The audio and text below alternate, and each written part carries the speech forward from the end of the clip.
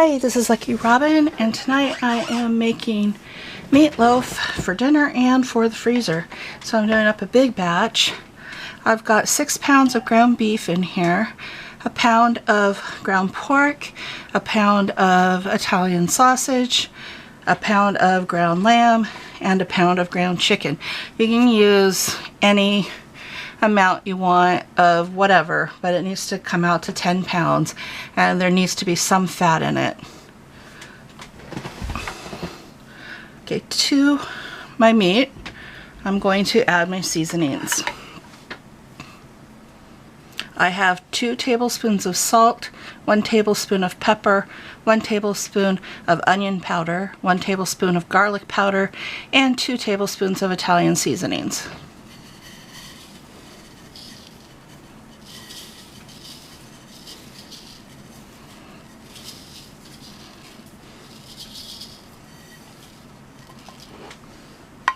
Next, I'm going to add in 8 eggs that I've already whipped.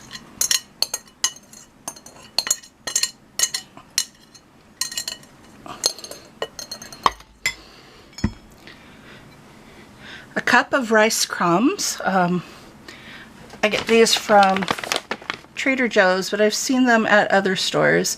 And there's also Ian's makes a gluten-free panko sort of breadcrumb in plain or in Italian seasoning, but I'm using the rice crumbs to make it gluten-free for me.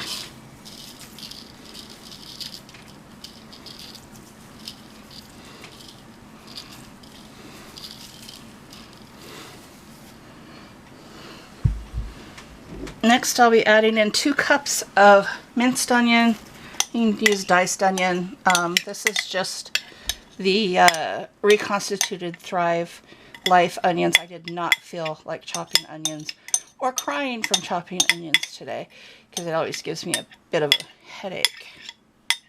And I'm not up for a headache today. Alright, so next we will add our cheeses. So we'll be putting in a cup of parmesan. I get the blocks and I shred them.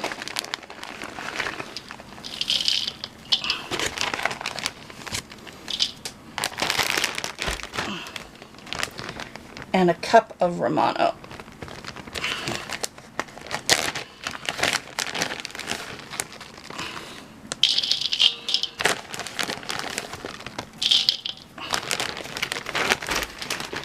And I'll be putting in a cup of Mexican blend cheese. Normally I'd put in cheddar, but we're out of cheddar at the moment, unless I want to shred, unless I want to shred it, and I don't. And then I'll put in a cup of CoJack too. Yes, it is very cheesy, but it tastes great. And there's enough in there, there's enough cheddar in there to make up for not having any cheddar itself. Just get my gloves on,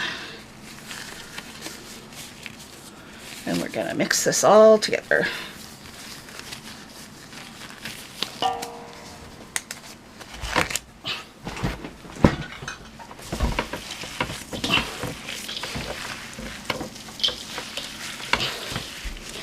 I am using my 30-quart bowl. It is huge.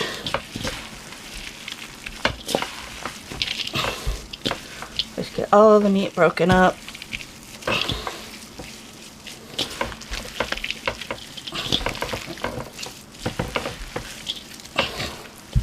And mixed around really good.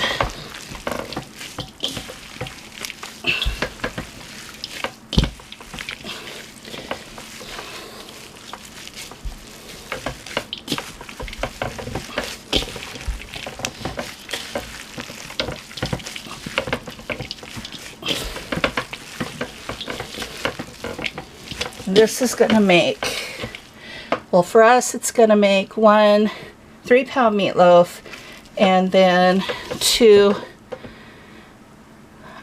3.5-pound meatloaves that will be cut up for the freezer. The one for dinner is the 3-pounder. But you can do 5 1-pound meatloaves out of this, or you can do 4 2.5-pound meatloaves out of this. And this is a lot of work. It's a lot like kneading bread, but it doesn't yield the way bread does. Next, I just need to form these into loaves. And you could probably put a couple more eggs in this if you wanted to stretch it. I'd up to 12. I just don't like too much egg. It kind of cooks out the sides sometimes, and then it makes it a little weird. But to each their own. Oh, you could also use certified gluten-free oats to stretch if you want this to be gluten-free. Alright, let's get these formed.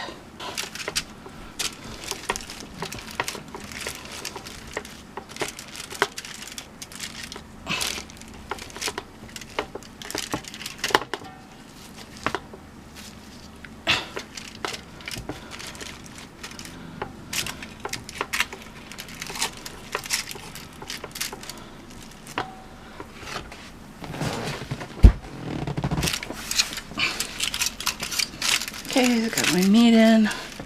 Just trying to form this a little more evenly. This will be enough for dinner tonight, plus 1 or 2 sandwiches for lunches.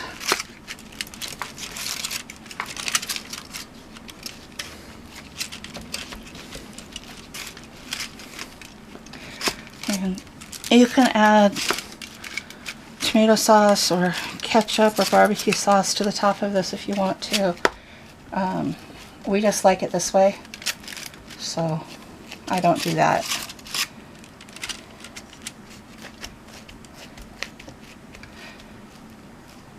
You can also add Worcestershire sauce to